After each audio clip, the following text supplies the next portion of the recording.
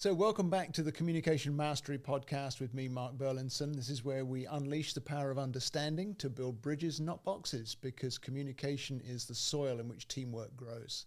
We've got a very special episode for you today. My guest in the studio here is Dr. Debbie Connor, who's a great friend, and I'm going to let her explain some of the journey that she's been on because I'm bound to forget some of the stages. But Debbie's a great friend and an asset to the Myrtle Beach community where we're recording this. So Debbie, welcome. Glad to have you with us. Glad to be here. And as I said, you and I have known each other for probably 10 years or so, but you've been through quite a journey along the way between Coastal Carolina and Myrtle Beach City Council and a lot of other stuff. Fill us in a little bit of who is Debbie Connor and what does the journey look like? Oh, gosh. Well, if somebody asked me who is Debbie Connor, I would say a very proud mother, grandmother, and wife. Right. That's how I would start that out. Good. And then I've also been really lucky to have just an exceptional career.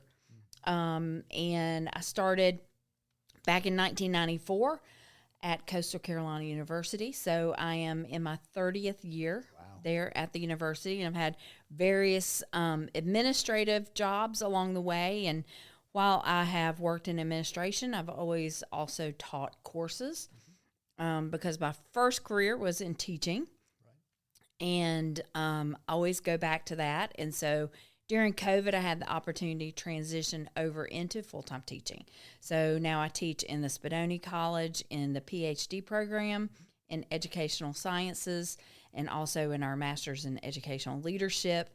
And I started a new bachelor's program this past year, and it is a Bachelor of Arts in higher education and community engagement, and centers around students who might want to work in the education field, but in a non-traditional sense. So maybe either in higher ed or in the nonprofit organization world.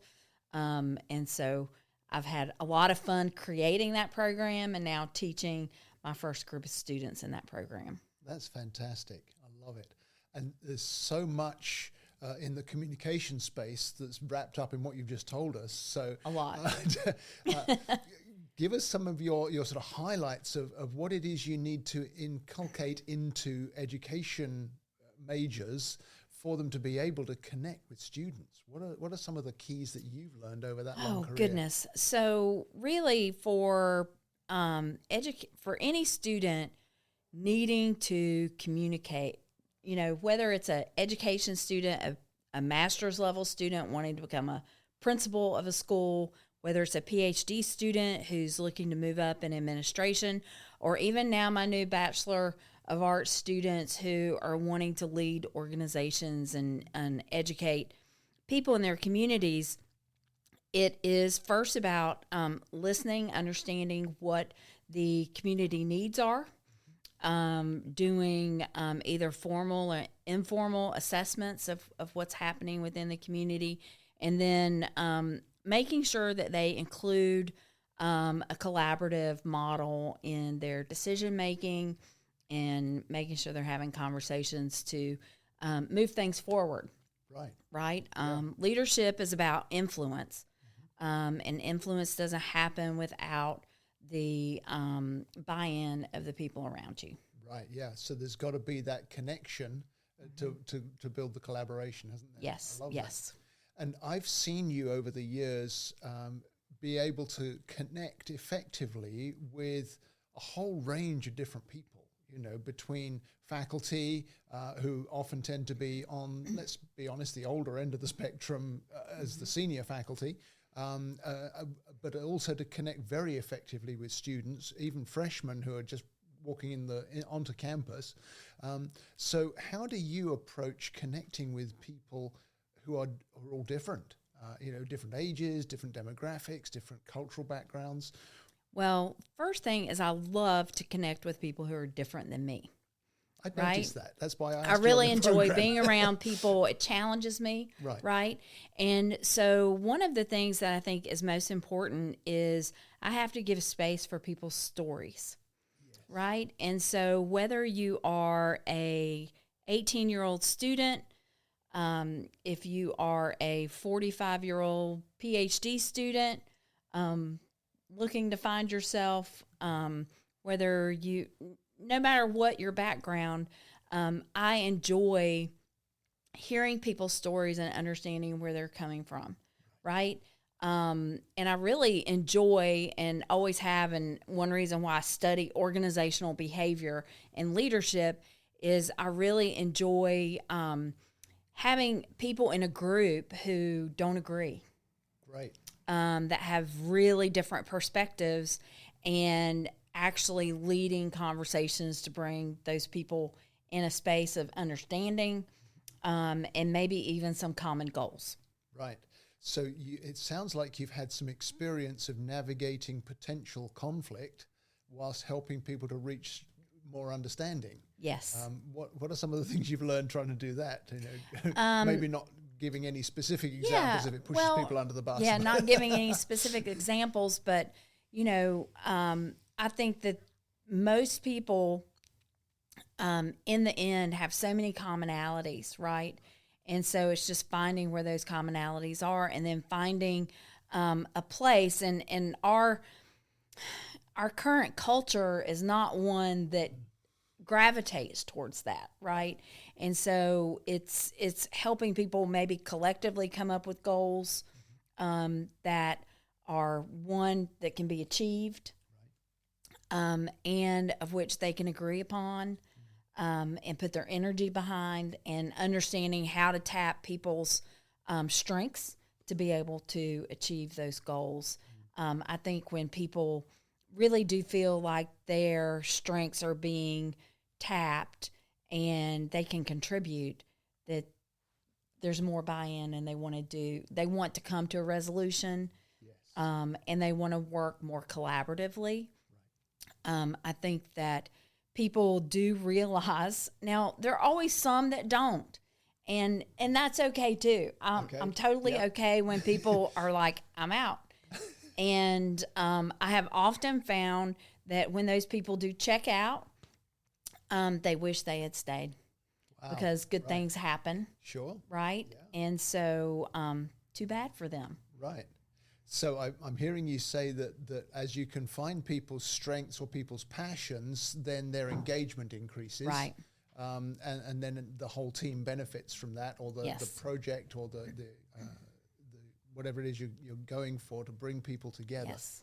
And it also sounds like it's sometimes good when a few people don't continue on the journey if they're the ones who are holding things back. Yeah, and that's okay. Yeah, right. That's perfectly. But I'd say that you're a fairly rare person to be comfortable with all of that in today's culture. Yeah. So how do you maintain that attitude? What goes on inside Debbie for you to be able to go, that's okay, and also to draw out the strengths in people? I think staying focused on the end goal. Okay, yeah. Is really important. I think oftentimes we can get so caught up in what's going to happen today. Right, yeah. And if you can look past today and see, hey, what's going to happen a year from now? What's going to happen? I mean, it could be 6 months from now or 2 years from now, but not being so fixated on immediate gratification of what's going to happen, but understanding long term, making the investment in the long term, right. And also being focused on what's best for oftentimes the whole, yes, and not necessarily what's best for Debbie, right, or what's best for Mark, yeah. But looking at the greater good of what's going to happen, even if it's a little uncomfortable for me. Right. At the time. Yeah. But I love that little proviso you just tacked on at the end there, because I think that's the key to health in it, isn't it? That there are times where it's got to be uncomfortable for you or for me for us to achieve what's best for the whole. Yeah. Yeah. And I do welcome, and it's one thing I have found, I didn't really talk about city council, but, there are always dissenting views. Yes. I get a lot of emails of people, with varying opinions about different topics. And I really appreciate hearing from people that don't necessarily think like I do. Right. Yeah. Right. So So yeah, that's another part of your story we didn't touch into. You're on city council now. What made you decide to run? A former student called me. Okay. And said, Dr. Connor, have you thought about running for elected office? And I was like, no. And he was like, we really do need more women to step up and serve our community. And I was like, I don't know. I have to think about that. And went home and had a conversation, and I was like, well, let me explore this. I did a lot of homework before I made the decision. I met with every member of the council, talked to them about the dynamic of the council, how much time they spend each week. So I did quite a bit of research before I decided, I think this would be a great thing to do. And there are a lot of things in our community that I think it's a critical time right now for the city of Myrtle Beach in our growth and development. And I'm excited to be part of the process. That's cool. I love it. Yeah, there's some really good stuff happening. Yeah. And there needed to be a lot of really good stuff happening from the relatively recent past. But Absolutely. It's great to have people like you who are right in the thick of it there. Well, thank you. Making a difference. Good or bad? Well, yeah, no, I'd say that, well, from what you've just said, I'd say it's got to be good because you're drawing in different views, different strengths. Yeah. I think all of us who live in the area are very aware that there's a lot of different personalities on city council. Yeah. And, great, and though. I think, everybody's great. Right. I really enjoy everybody on council. That's cool. And I think that in itself is a great picture of what we aim for with this podcast, is to help people who are very different to turn their differences into strengths. Yes. And that's why I wanted to get you on, because I've seen you do that in several different settings now, and see how good you are at it. So, Thanks.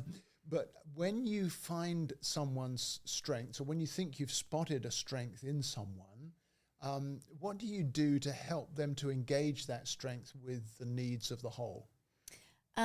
Really looking for opportunities to plug them in. Okay. Yeah. Right. And sometimes, I mean, it depends. Like if it's someone within my office, it might be plugging them into a committee or something where I think that they could flourish and learn. Sometimes those opportunities aren't available in the workspace. So maybe making a recommendation that they volunteer for a certain organization, or they get involved in a different organization outside of the workplace in order to develop that strength and their interest, which I think is very important. That's cool.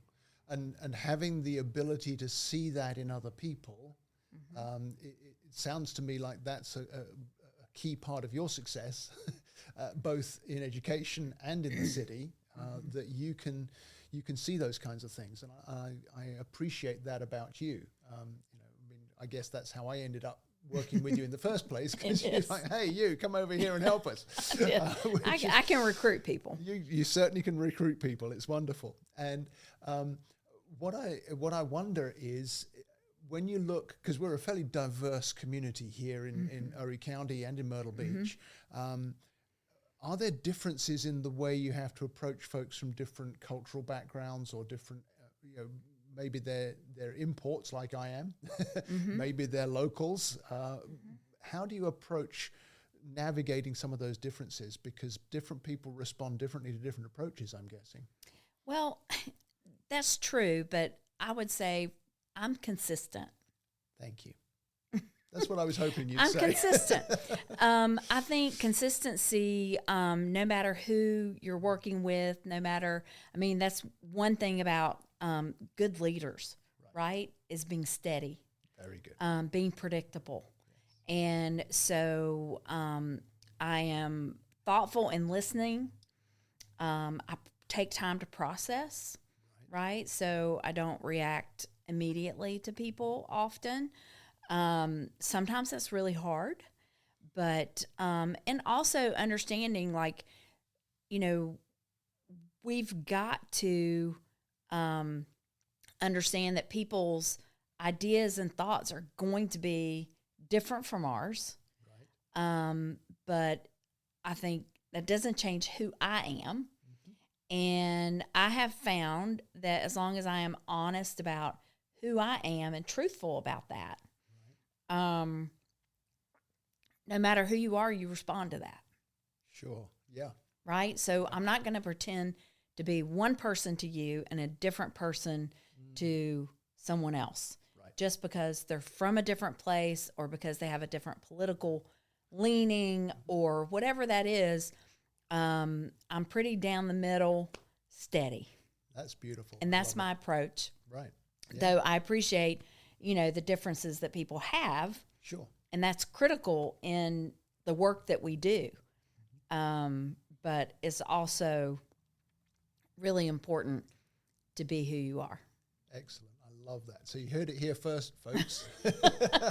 The key to bridging differences is to be consistently authentic and to be open to what everybody brings and want them to play their part. And I love that. That's cool. So you and your husband also have a pretty active social life and an involvement in the wider community. How do you navigate maybe I ask the question a different way. Are there differences between the way you have to operate in the workspace, in the education, higher education world versus the way you can meet with, friends at the tennis club or whatever?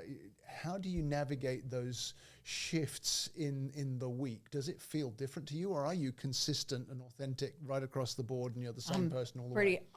I'm consistent all across the board. Yeah. That saves a lot of trouble, that's right? Cool. Yeah. But, one thing with, we are really involved, right?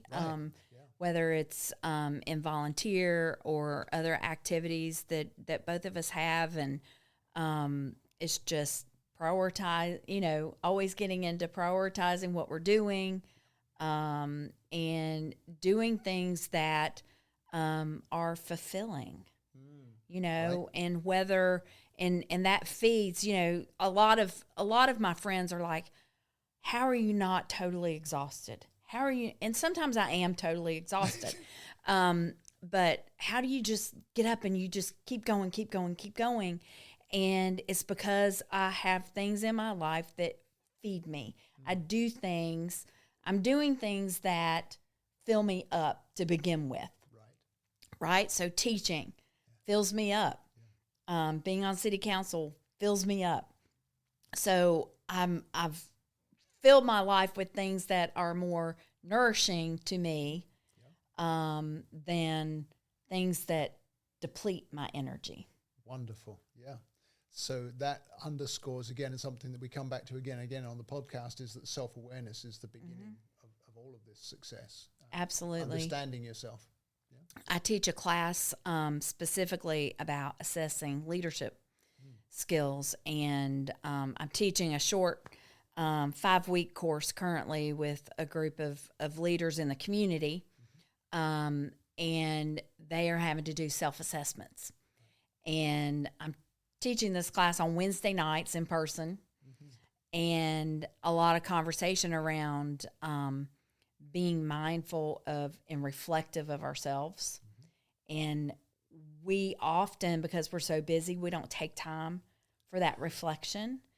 And how that is so important, no matter what level of leadership, no matter what level of accomplishment we have, if we are not really being honest and reflective, whether it's through journaling or having good conversations with people we trust, we're not doing ourselves any favors. That's cool. And I from having known you for quite a while now, I've seen you do that in your own journey, to have that self-reflection and to have the courage to make adjustments when you see, I think I'm going to be more valuable, more fruitful, more fulfilled. Yes. If I go this way than if I stay on the track I'm on. Yes. You don't seem to be someone who treasures the rut they're in. Yes. I'm not afraid for change. And changes can be very invigorating. Right. For us. So, but I have to say that the stepping up and running for a political office was the most anxious thing I've ever done. Like that was really, I wasn't expecting the anxiety of that whole process, right?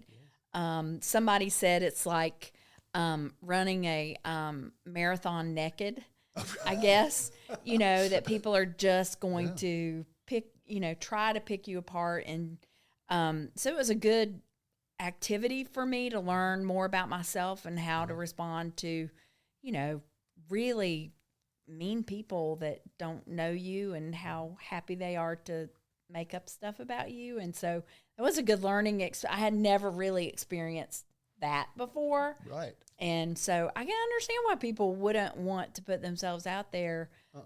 But I'm confident enough and steady enough in who I am, and happen to know a lot of people that have known me a long time like you that understand I am pretty consistent in who I am. No surprises. Absolutely. But I think it's fair to say that our political climate right now is very much focused on, lobbing bricks at the other side, and very divided. So and some of our listeners would be boggling at the fact that you say, yeah, I'm pretty steady and I know myself and it's fine, when people try and pick me apart on the naked marathon. Yes. So what hints could you give us for anybody who's not maybe as rooted in their self-awareness as you are? What advice could you give when somebody's facing maybe criticism or opposition? What would you say to somebody who's not sure how to handle that? I think first, when you hear criticism, I think, one, you should maybe hear it, Sure. right? You should listen, you should hear it and reflect on it, right? And then you have to decide what to do with it. Actively, you have to decide whether it is, maybe there's something to that. Maybe I spoke inappropriately with someone, or maybe you decide that's garbage, right? Yeah. Like that's an untruth and not fair and inappropriate. And then with that, you throw that in the garbage. Right. And you just move on. Right. And that, the first couple that came to me, I was like, how? I was very shocked. And I was like, okay, well, I'm not giving any energy to it. Yes. Right. So I had to, with each incident, and there were several, I'm like, yeah, I'm not giving any energy to that. And moving in, knowing, just kind of affirming myself of, that's not who I am. Right. And so for all of our listeners, there's going to be several points of the journey you just described that are going to be a challenge for them. Oh, yeah. Probably throwing the garbage in the garbage and leaving it there will be the first one that they'd have to learn to get stronger in. Yes. But I think secondly, the learning to listen to it first before throwing it out is another really powerful piece of wisdom for us all. And that's a reflection piece. Exactly. Right? Yeah. And that doesn't hurt. No. And it may be that there's 10% of what's been lobbed at you that has less. Or even less. Yeah. Okay. I was trying to be, worst case Even scenario. if it's 10%, right? That you take it and evaluate it for what it is. Right. And then you drop the 90% of malice in the bin. Yes. and keep walk the 10% away. you can learn from. Yes. Yeah. No, that's cool. I love that. Excellent. You also mentioned at the beginning that you're a proud wife and mum and grandma. Yes. So tell us just a little bit, not personal details, but tell us a little bit of how do you express your consistency, your authenticity in the way you communicate with your family? Do you keep all of that other education and city council stuff out of the way to just be you with the family, or is there a blend, or how does it work? All of those things are me. Right. Right. So there's no separating all the things. Good.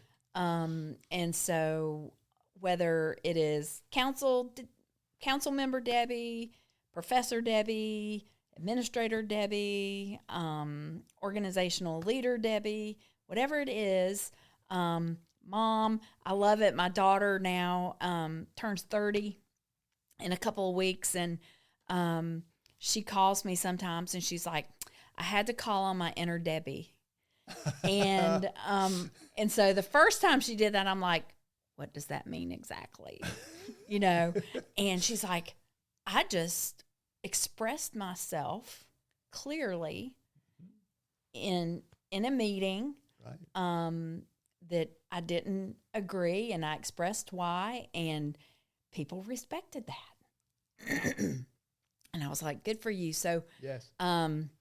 still with an adult child, the lessons continue both ways, right? Sure. She teaches me a lot as well, and so that's fun. And my husband is the calming entity in our world. I am, you know, blah, blah, blah, and he does a lot, and he's an amazing leader. Probably one of the most humble leaders is his example to me, and he's just a very calming influence with me, in our family, and with the people that he works with. Right. And so I think that I'm very lucky that my immediate family feeds me as well. Right. Yeah. Right. And I also have my mother here. She moved to Myrtle Beach about 3.5 years ago, and I find myself in a more caregiving role now with her as she battles cancer. And that also gives me great opportunity to learn from her. I see her almost every day. If I'm not seeing her face to face, I talk to her on the phone several times a day, but I'm still learning from my own mother. Right. That's which is beautiful. special to me. Yes. So somebody who's constantly involved in educating others is also constantly learning. Oh, and that is a absolutely. beautiful thing. Yes. And I guess that's a good place to wrap it up. But Debbie, you've been so helpful to all of us. Thank you so much. Thank you. Thanks for having having me. Thank you for me. all you do here in the community. Thanks. It's wonderful. We're glad to have you with us. I'm Maybe we having should get fun. Tracy on sometime and see. You should. He probably would avoid this at all costs. Maybe so. Maybe Yes. we'll just be kind to him and leave him out. He would avoid it. Yeah, he would appreciate being left out. Right. Well, thank you so much, Thanks. Debbie. And that's it for this week. We'll see you again next week.